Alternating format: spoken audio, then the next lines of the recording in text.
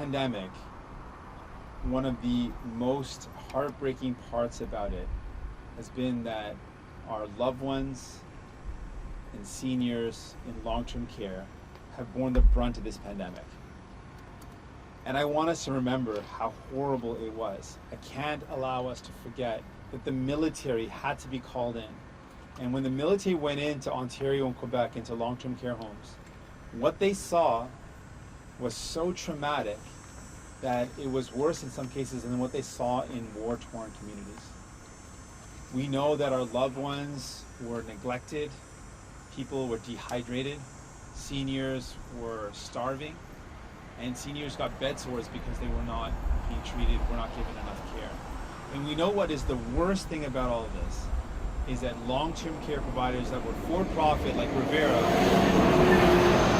were the site of the worst conditions. The most horrific and horrendous conditions happened in for-profit. We heard stories of needles being reused, of prescribed medication that was out of date. This is horrible, and the conditions in Canada were worse than almost every other country that's comparable in the world. And despite it being so bad, to this date, no one's taking action. Justin Trudeau said a lot of nice things about this, but he continues to allow for-profit to continue. We've said really clearly, it is wrong that for-profit exists in this system. There should be no profit that puts people as a less priority than profits and money.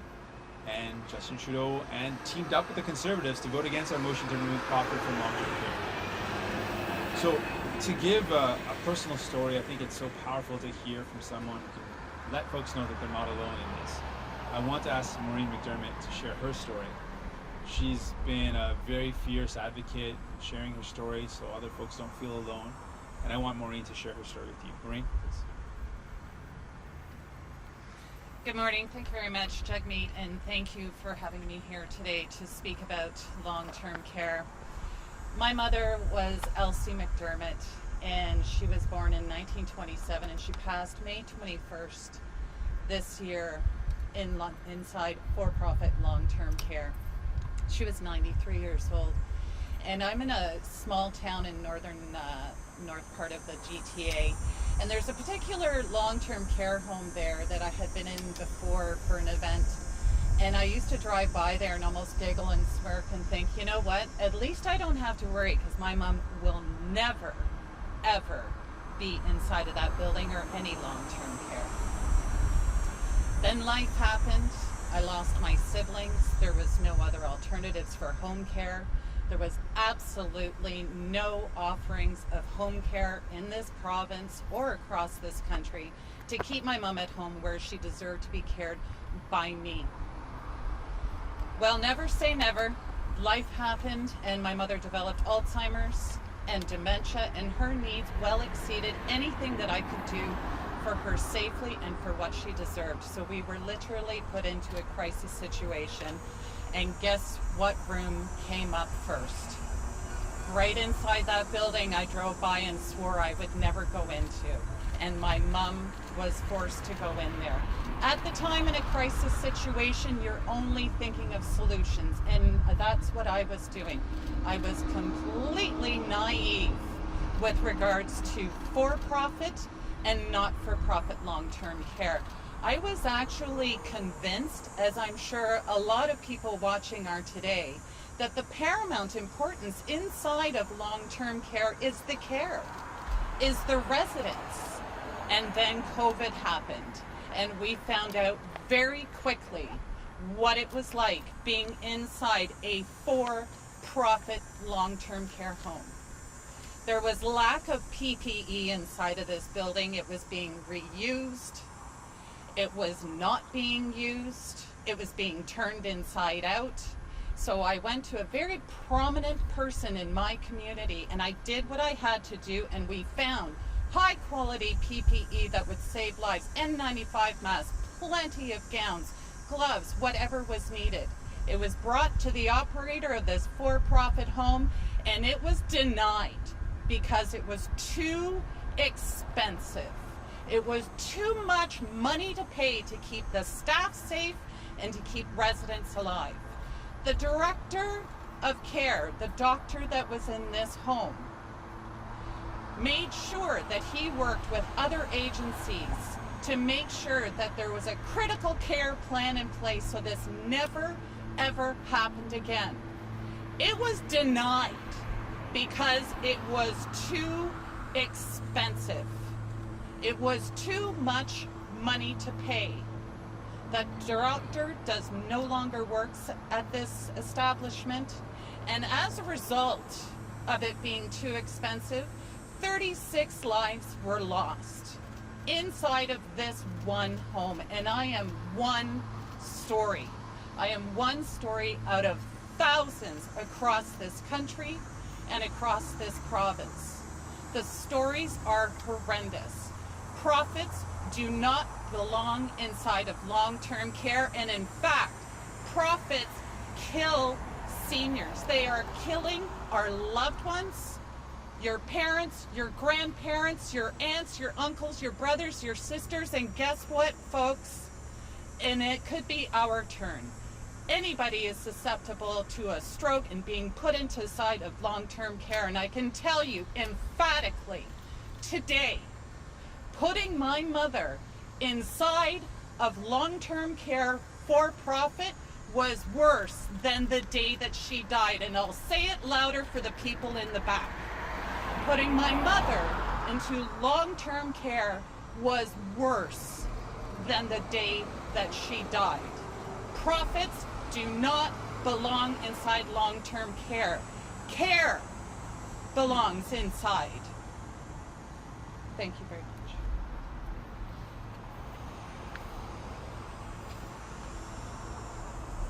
I really want to thank Maureen for those really powerful words. And Maureen's story is sadly not, she's not alone. There are so many people that live this exact experience who had to make the difficult decision that wanted to keep their parents and their loved ones at home, but had to because of their care needs. And they thought they would get the care they needed. And sadly, in for-profit long-term care homes, that's not what happens. Corners are cut to make that profit. Corners are cut when it comes to food and hours of care. And when you cut corners, people lose their lives. That's what we heard from Maureen, and that's exactly what happened. I want to now ask a medical professional, a physician, someone who's an expert in these matters, someone who's an expert when it comes to people at the end of life, someone who has direct experience as a medical professional, as a physician, when it comes to people in long-term care. And Dr. Ahmadadi has been a really powerful voice, and he's been someone who's been speaking up. I really want to ask Dr. Adia to share his experience as a professional, as an expert in this field. Thank you so much, Dr. Adia. Thanks so much to everyone for having me today, and thank you to the NDP for inviting me to speak. I'm a palliative care physician who's worked on the front lines of the COVID-19 pandemic, and I've been into long-term care homes with large-scale COVID-19 outbreaks, with over 100 people infected. Of course, these were private for-profit long-term care homes. And to be honest, I'll never forget what I saw. People were abandoned and neglected. People were gasping for air, not even provided oxygen. And people had just been left to die without the basics of medical care, basic hygiene or nutrition. And this was not the fault of the health workers. There were very few health workers left in these long-term care homes, and the ones that remained were actually double and triple shifting, working, maximum hours, stretched to the limit without even proper PPE, and risking their own lives. So I asked myself, after that experience, what is the value of human life in this country, and how could we allow this to happen? Now, meanwhile, while this humanitarian disaster was happening in our long-term care homes, and thousands of people were dying en masse, private for-profit long-term care homes and the ownership was continuing to collect millions in shareholder dividends, and in many cases was maintaining or even increasing their shareholder dividends. So maybe we shouldn't be surprised by the numbers. The results here in Ontario speaks for themselves, where the death rate in private for-profit long-term care homes was 5 times higher as compared to municipal homes, and they had 78% more deaths. Now, I'll be honest, myself and my team was deeply traumatized after we went into these long-term care homes to provide support from the local hospital. I myself had nightmares for months thinking about what I saw. But that's also why I'm standing here today, and I'm driven to make this change. And I am thankful to Jagmeet Singh and the NDP for taking this issue head on and actually showing the political will and the commitment to remove profits out of long-term care. I mean, as a physician, this is a critical step to improving the health and safety of my patients that I rely on. Now, I wanted to point out a couple of other things. Firstly, we're standing outside Rivera, and Rivera is especially notorious in my mind because, first of all, out of all private for-profit long-term care operators, they actually have the highest number of deaths in Canada, over 860 deaths across 56 facilities. And secondly, many people might not know this, but they're actually owned by the federal government. I'll say that again. This is a private for-profit long-term care corporation which is owned by the federal government. It's owned by a federal crown corporation, which actually is the pension fund for public sector employees. And the union, which represents public sector employees, is actually united and are themselves asking their own pension fund to divest from this immoral and unconscionable business. So this absolutely must be one of the first steps to removing profits from care. Finally, I'll just sort of close off by talking about a few things about affordability, because I've heard this a lot where people are asking, well, how can we pay for this? And I want everybody to know about the long-term care funding model, where all long-term care homes are funded or subsidized by the public taxpayer. But why would the taxpayer, or why should the taxpayer, be paying for an inferior standard of care in these private for-profit long-term care homes, who then turn around and try to extract millions for their shareholders? Another point that Maureen made, which I think is so important, is that, and this is something I see in my daily practice when I'm speaking to patients and I'm speaking to their families, is that people, by and large, don't want to end up in these facilities. They don't want to end up in these institutional style sort of warehouses, so to say. They want to age and die at home. That's where people want to be. But unfortunately, because we've underfunded home care, this is often the only option remaining. But if we actually fix that system and put in the funds that were necessary for people to live with dignity at home, we wouldn't need to build more of these expensive for-profit long-term care homes, which, as I said, are bad for the people who live there and bad for us as taxpayers. Finally, I'll just add that this is actually a critical year, 2021, for Canada for many reasons. One of the things I think about is that this is the year when baby boomers turn 75. So I don't think that, our largest age cohort getting older and requiring more care should be used as a business opportunity for these private for-profit long-term care corporations to increase their market share. These companies view human beings as dollars and cents, and we've seen through the pandemic how they've generated millions in profit off human suffering. And I believe and I dream of a long-term care system where we prevent suffering from happening in the first place rather than causing it. Bottom line is that long-term care should be about providing the best care possible for our elders and people with disabilities, and never about the profits.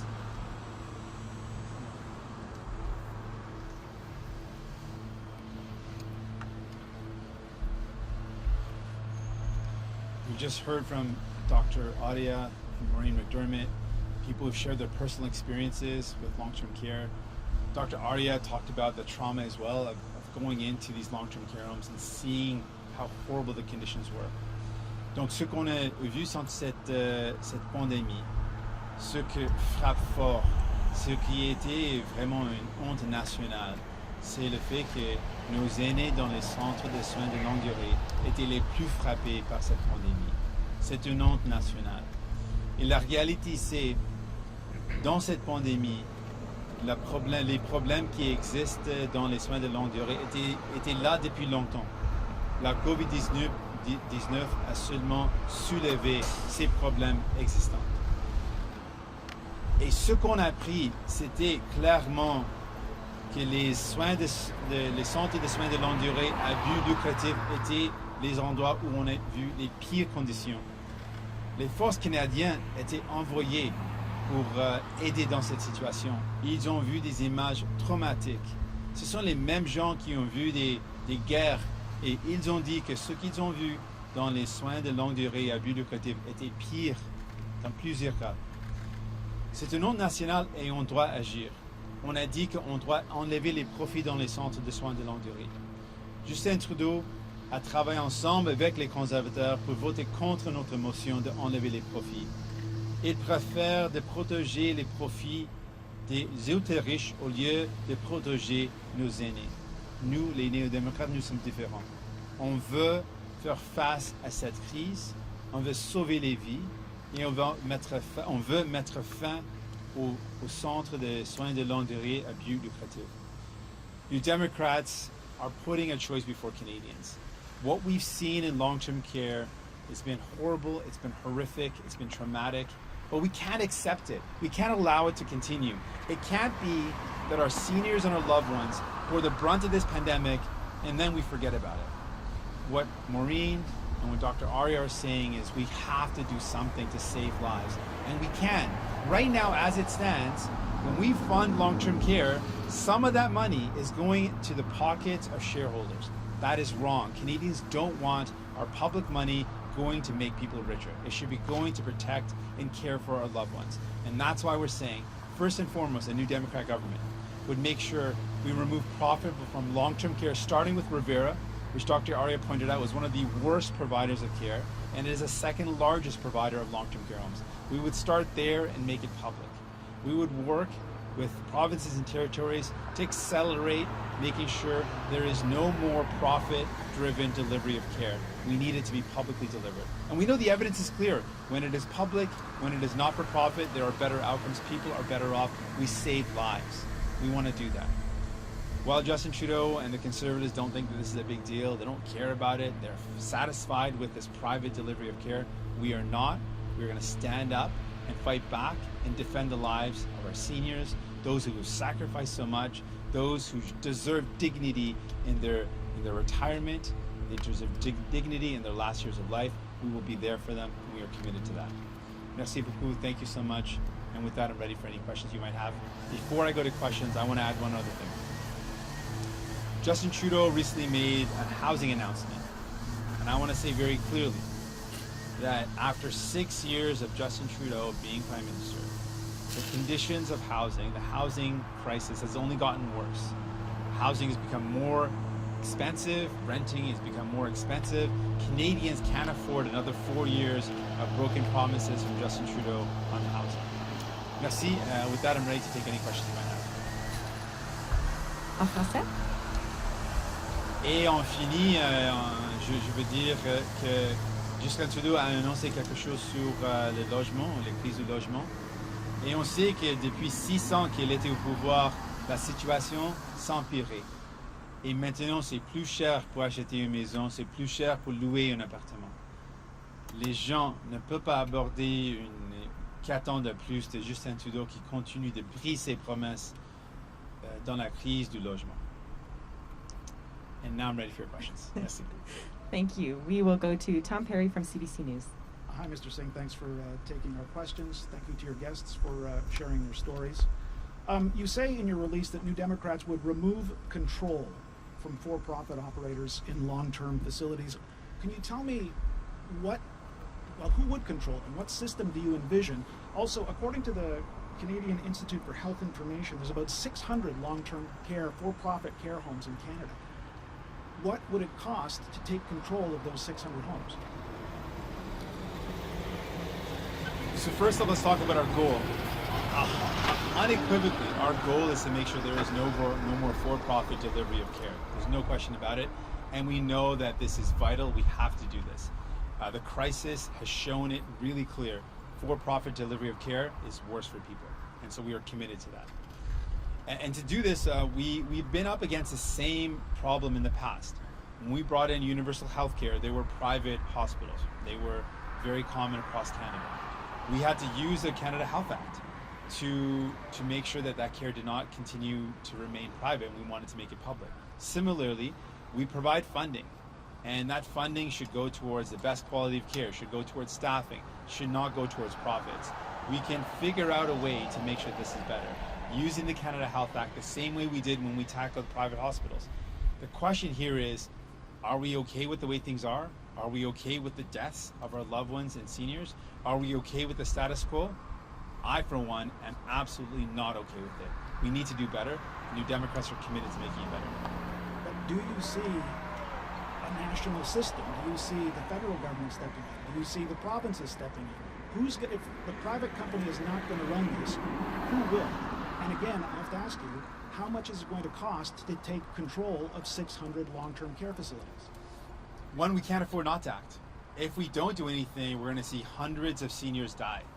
That's not a price I'm willing to pay. So I can tell you that right now. I'm not going to pay the price of hundreds of seniors dying because they're neglected, because they're starved, because they're not being fed, because they're not getting water, because they're dehydrated. That's a price I'm not willing to pay.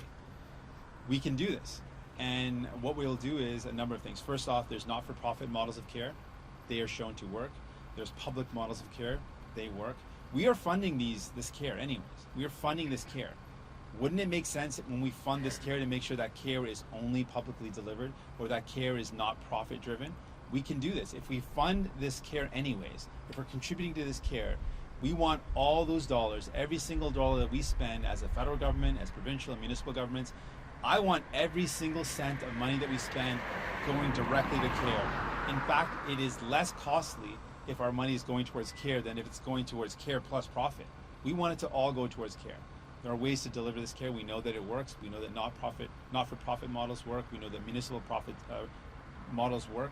We know that public delivery works. That's what we're focused on, and we want to make it happen. Next question, we have Kristen Ajikte from CTV News. Hi, Mr. Singh. Thanks for taking my question. Thanks for the guests for giving their stories as well. So, Mr. Singh, you also said you would implement a care guarantee to guarantee residents that they receive safe, dignified care, and you would put a ban on the development of any new for-profit care homes. How exactly would you be able to do that? What types of things can you do if you were to become the next leader? Well, with the care guarantee, what we've seen in this pandemic is the outcomes or what happened wasn't the same in every province. The military were called into Ontario and Quebec, but there were other provinces that had less of outbreaks or had better care. So let's look at what the best practices are. What is the best possible way to take care of people? We know one of the things that has come out very clearly is hours of care. If you have more hours of care, we know that seniors are healthier, are better cared for. It seems pretty obvious, but that is something that has been very clear. When hours of care are low, when staffing levels are low, then the seniors are more at risk. They're more likely to get sick. They're more likely to die. So let's put in place, what does a care guarantee look like? What is the best possible care when it comes to residents? What is the best possible care when it comes to hours of care and the staffing levels and who those staff are? The number of hours of nurses, of physicians, of personal support workers. Let's establish what the best practices are so we can set standards that this is what good care looks like. This is what we should be striving towards. And in terms of how we achieve this and how we bring about this change, it's going to take working together. It's not easy. I'm not claiming it's going to be easy, but I know that it's essential. I know that we have to do it. And so we can look at what we've done in the past. We have tackled the same question about private care in our own past. In Canada, there were private hospitals. There was private delivery of care, and we fought against that. And collectively, we solved that problem. I believe we can do it again, and I believe we need to do it again. And our seniors and their lives are at stake here. And to me, the odds are not, the stakes are so high that we have to get this right. Next question, we have David Aiken from Global News. Hi, good morning, Mr. Singh. Good to see you. Thank you to your guests as well. Just let me push back a little bit on this idea. We certainly know that there was a clearly documented problem that was specific to for-profit healthcare, long-term care homes, no question. But we have examples, let's say the airline industry. We don't have planes crashing in the sky. For-profit airlines are running around because the federal government is very strict. There's very strict standards. There's high penalties. We have a new passenger bill of rights. Why wouldn't the path of easiest resistance be national standards for all long-term care homes, minimum staffing ratios, pandemic preparedness plans, constant and frequent inspections? Wouldn't that be the path of least resistance to best protect people in long-term care homes? I don't think it's an either or. I think we absolutely need to make sure that there's good standards of care. There's no question about that, and there needs to be good mechanisms to make sure that that care is actually happening. So there's no question about it. We need enforcement of those standards. We need accountability, no question about it. But really what it comes down to, and what to me is a really compelling argument, is that we are spending our public money, taxpayer dollars, on the care of our loved ones, of seniors. Why would we allow even a cent of our public hard-earned dollars, taxpayer dollars, why would we allow even a cent of that to go towards lucrative for-profit companies like Rivera. These are wealthy corporations. These are large, profitable corporations.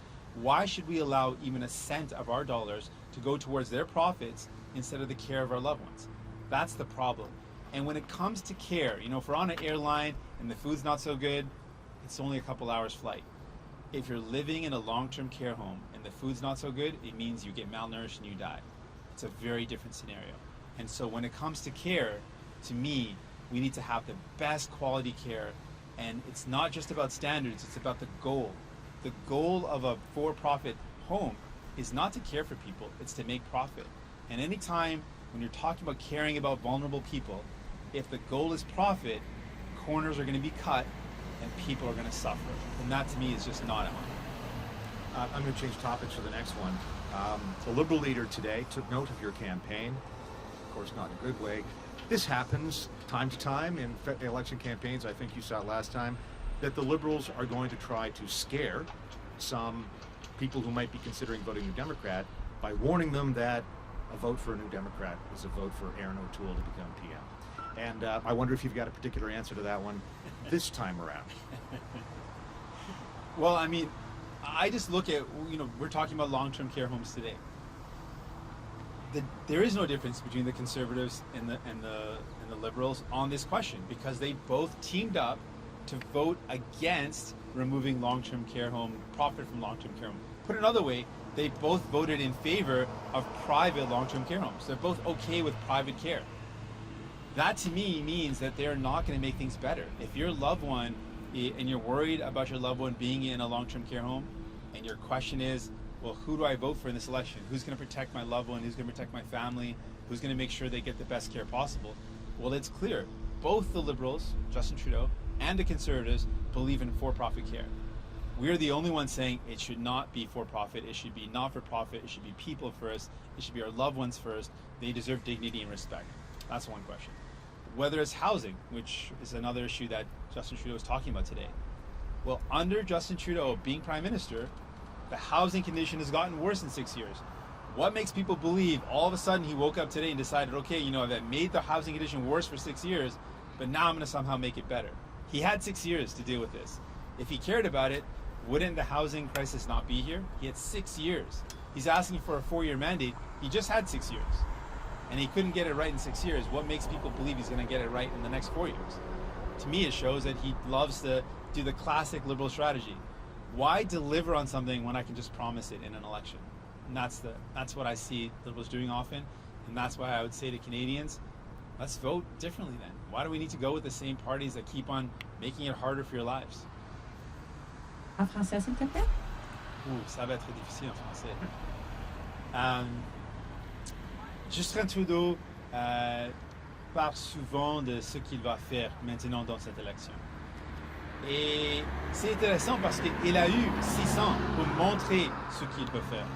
Si on parle de cette question des soins de longue durée, il appuie la position de conservateur que les soins de longue durée, les centres des soins de longue durée, à but lucratif, sont d'accord, sont acceptables.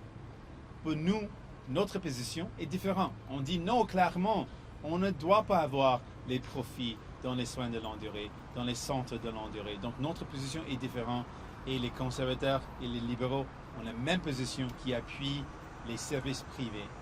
Quand on parle de la crise du logement, si Justin Trudeau a voulu faire quelque chose, il a eu 6 ans de faire quelque chose de nouveau. Et dans ces 6 ans, au lieu d'améliorer la situation s'est empirée. C'est plus cher maintenant d'acheter une maison, c'est plus cher de louer un appartement. Donc, comment les gens peuvent croire en Justin Trudeau quand il a eu 6 ans pour régler les mêmes problèmes qu'il dit maintenant, je vais régler? Je dis aux Canadiens, vous avez un choix dans cette élection. Les néo-démocrates priorisent vous et vos familles. On est prêt de se battre contre les ultra-riches pour qu'ils puissent payer le juste part pour investir dans les gens. C'est notre priorité. On va se battre pour vous. Next question, we have Annie Bergeron-Oliver from CTV News. Hi there. I have a clarification and a question, so it's going to be a bit of a two-parter. Sure, yeah. First, I just want to clarify. So are you saying an NDP government would nationalize all the 600 roughly for-profit care homes in Canada? And the second part is, Both of the speakers today talked about the fact that there's not enough home care for people, that there aren't enough options available, which is pushing them into long-term care homes, which a lot of seniors and elderly don't want to be in. So what specifically would an NDP government do to help with home care and to ensure that seniors who don't want to go into long-term care homes can actually stay in their own homes? I appreciate the question. I'll start with the long-term care homes. We are saying clearly that we would nationalize Revera. It is owned by it's owned right now by a federal agency. It's completely wholly owned by a federal agency, and we say clearly we need to get profit out of long-term care, starting with Revera, which is completely owned by the federal government. That is wrong. It should be public. It should not be for profit. And when it comes to the rest of the long-term care homes, we want to use the same tools that we use with the Canada Health Act to ensure that our dollars that go towards the care of our loved ones go towards their care and don't go towards enriching a company. And so we will use that same model to make sure that we use every resource possible to push the delivery of care to public delivery, not for-profit delivery. And then with the home care question, it's so true, and I should have touched on this earlier, that we need to have better investments in home care. There is no question that the best place for people to age is in their home. But as Maureen pointed out, there is not sufficient home care available to give people the care they need to stay at home. And so if we made more investments in home care, we could provide that type of support that would allow more people to stay in their homes. And that's where they want to stay. And so absolutely a part of the solution when we tackle the problem, the crisis in long-term care, is to make more investments in quality home care that should also be publicly delivered to make sure people get the care they need to stay at home. And then if there is a point where people need a long-term care facility, it shouldn't be a death sentence. It shouldn't be something that someone is afraid of. It shouldn't be something that someone dreads. In the case of Maureen, she dreaded that decision. It was one of the hardest decisions of her life. She said clearly, and a lot of people share this, it was worse than actually losing her mom, to know that she'd have to go somewhere where she wasn't sure if they were going to get good care. Imagine how that feels. Imagine how that choice feels for so many people.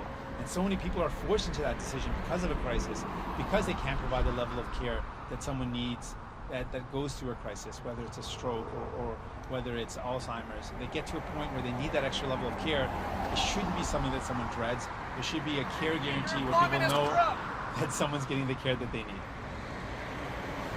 And on a separate subject, the Conservative leader made an announcement on protecting pensions, and just yesterday, another announcement targeted towards workers. In a press release today, the NDP called this announcement, quote, not worth the glossy paper it's written on. Can you elaborate?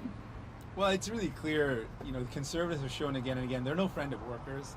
When Aaron O'Toole was in the cabinet under Harper, we saw the attacks on workers. We saw the back-to-work legislation. We saw the attacks on the rights of workers, and he didn't make life better for workers. And right now, what are workers calling for? I've spoken to so many workers in precarious jobs, workers that have a good job but doesn't have benefits. They say, we want to have medication coverage.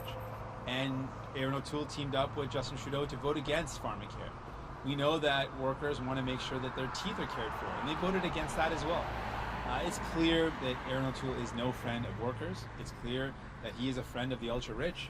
When we said we should make the ultra-rich start paying their fair share, we should make companies like Amazon pay their fair share. Amazon is a company that has made record profits in this pandemic.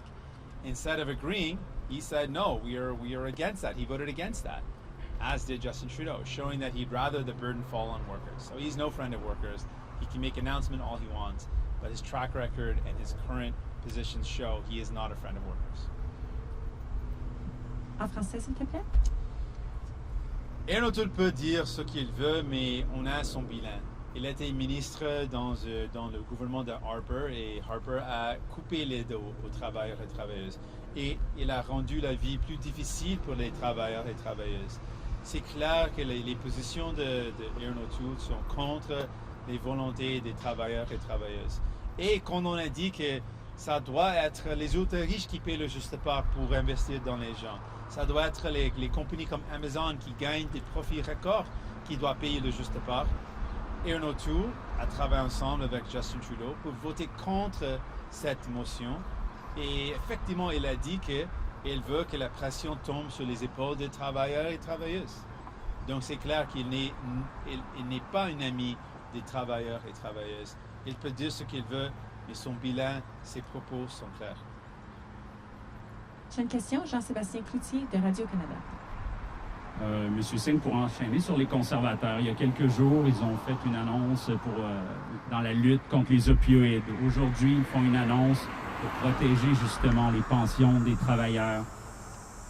Vous dites quoi de cette incursion à gauche des conservateurs dans une circonscription comme Hamilton où vous allez cet après-midi? Ça vous fait pas peur un petit peu que les gens pourraient être tentés d'essayer autre chose? Non, pas du tout, parce que le bilan des conservateurs, c'est clair. Ils ne se battent pas pour les gens. C'est clair avec les bilans de l'ancien gouvernement conservateur où Erin O'Toole était une ministre. C'est clair, leur propos, leur position n'est pas en faveur ou pour l'avantage des travailleurs et travailleuses. Ils ont clairement voté contre notre motion qui dit qu'on doit faire payer le juste part des ultra-riches. Au lieu de faire ça, Erin O'Toole a voulu protéger les intérêts des ultra-riches. Donc c'est clair, il n'est pas un allié des travailleurs et travailleuses. Et on peut clairement montrer comment nous sommes un parti des travailleurs. Nous sommes un parti des gens. Nous sommes un parti qui toujours priorise les besoins des gens. Et sur l'annonce d'aujourd'hui, comment feriez-vous pour imposer des normes canadiennes pour les soins longue durée? Est-ce que d'après vous, par ailleurs, ça peut s'appliquer au CHSLD au Québec, par exemple? Ce que je veux faire, c'est de présenter c'est quoi les meilleures pratiques. On sait qu'il y a des pratiques à travers le pays qui ont fonctionné dans cette pandémie et on sait qu'il y a des pratiques qui étaient horribles dans cette pandémie. Pourquoi pas rassembler ces pratiques et présenter c'est quoi une bonne qualité de soins? Pourquoi pas montrer c'est quoi les pratiques qui fonctionnent ensemble? Et voilà, ce sont les garanties que vous devez avoir. Ce sont les critères pour une bonne qualité de soins. Je pense que c'est quelque chose d'important. Et aussi, on a vu les médecins au Québec ont demandé les mêmes choses. C'est important d'avoir ce rassemblement de toutes les pratiques qui sont bons pour les gens, qui vont aider les gens, qui vont aider nos aînés. Et on reconnaît le droit de retraite avec plein compensation du Québec. Mais ce qu'on parle aujourd'hui, c'est comment on peut aider les gens, comment on peut travailler ensemble pour améliorer la situation. Les forces canadiennes ont dû être envoyées au Québec aussi. Donc au Québec, la situation était terrible. Donc on veut aider les gens, on veut protéger nos aînés et on peut le faire. Next question, Liam Casey from the Canadian Press. Morning, Mr. Singh. Elections Canada won't open on-campus polling stations in this election. Are you concerned it could affect your youth turnout, parties winning chances in certain ridings? I just kind of missed a bit of it. Can you step closer to the mic? Elections Canada says they won't open polling stations on campuses. Wondering if you're concerned that that'll affect youth turnout in general and potentially winning certain ridings. Yeah, I want to make sure that voting is as easy as possible, and I wanted to see voting happen on campuses. Though a lot of campuses have been closed or have had online courses, a lot of students still live close to a campus. It's still a place for them to, it's still easy for students to access. They know where to go, and it would be easier. And anytime it's easier, it encourages more participation. So for me, really the question is, how do we get as many people as possible to get out and vote? We want to encourage voting, make it easier to vote. We want people to participate, and to do that, this would be one tool. Having on-campus voting has been shown to help encourage more participation, and for me, that's a priority always. Thank you. On long-term care, how will you convince provinces to move away from the for-profit model? This is the challenge. It's not going to be easy, and I don't want to ever suggest it's going to be easy, but it is essential. It is something we have to do. We have to get profit out of long-term care because the evidence is so overwhelming. There's no denying the facts, and there's no doubt that for-profit care is worse for our seniors. It means they get less quality care, and it means they're more likely to get sick and to die. That to me is more than enough. That is more than enough to convince people. Shouldn't we want to save people, or shouldn't we want to save our loved ones and our seniors? And so we'll use all the tools we have to work together with provinces. This is not different from when we wanted to bring in universal health care. It started by Tommy Douglas in Saskatchewan. And then we wanted to bring that idea to the national stage.